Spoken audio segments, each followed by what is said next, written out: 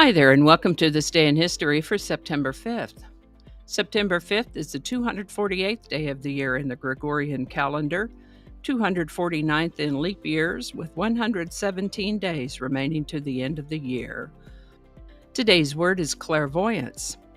Clairvoyance is a noun that means the power or faculty, the ability, of discerning objects or matters not present to the physical senses.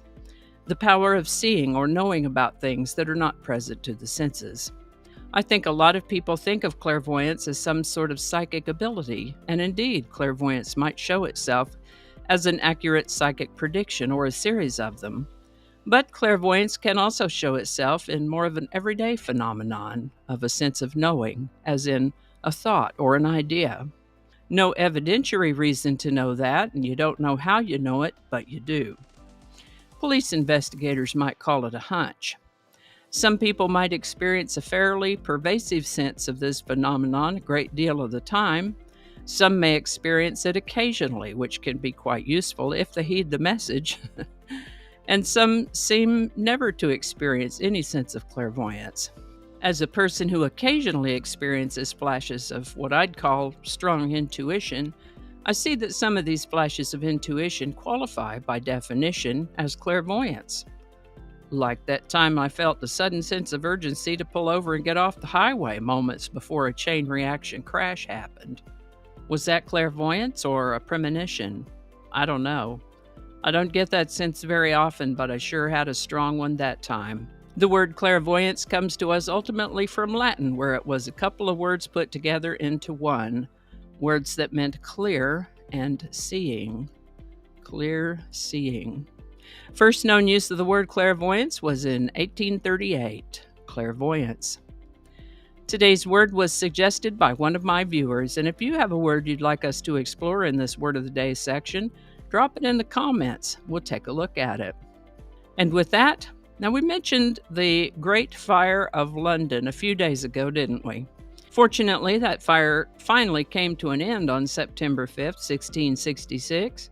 An astonishing 10,000 buildings were destroyed, including Old St. Paul's Cathedral, but only 6 people are known to have died in that fire. The Continental Congress was a series of lawmaking bodies convened to look after the business of America's 13 colonies, and the first Continental Congress assembled in Philadelphia on September 5th, 1774. Back before the state of Texas became a state of the United States of America, it was its own outfit, known as the Republic of Texas. Texas was admitted to statehood in 1845, and I'm sure we'll mention that again when it comes around on the guitar, as Arlo Guthrie might say. But today's news is that Sam Houston was elected as the first president of the Republic of Texas on September 5th, 1836. This is the birthday of singer, songwriter, and producer Freddie Mercury, born September 5th, 1946. He was, of course, the lead vocalist for the rock band Queen, for whom he wrote a number of top hits. Sadly, as you probably already know, he passed away a while back at the age of 45. Gone but not forgotten. What a talent. NASA launched the Voyager 1 spacecraft on September 5th, 1977. The Voyager's program mission was to study the outer solar system and beyond. And by golly, it's still out there, still working these 46 years. And in honor of Freddie Mercury's birthday, we're going to talk about one of Queen's songs that he wrote. So today let's talk about We Are the Champions by Queen. Written by Freddie Mercury and released as a single and on their album News of the World in 1977, it's described as one of rock's most recognizable anthems, and I have to agree. Written with audience participation in mind, We Are the Champions has been inducted into the Grammy Hall of Fame, and here's a surprise. As widely known and well-loved as this song is, I'm sure you'll be as surprised as I was to learn that while it certainly made it into the top 10, We Are the Champions never hit that number 1 spot.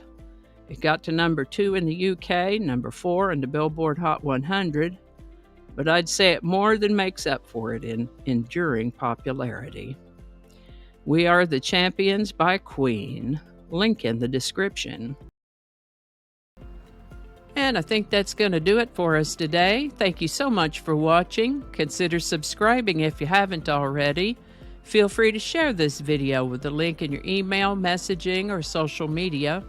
If you enjoy this series, you can check out the playlist that contains these videos. I'll put a link to that in the description. That description lives on YouTube, so for other platforms, I'll include a link to my blog page called No Really.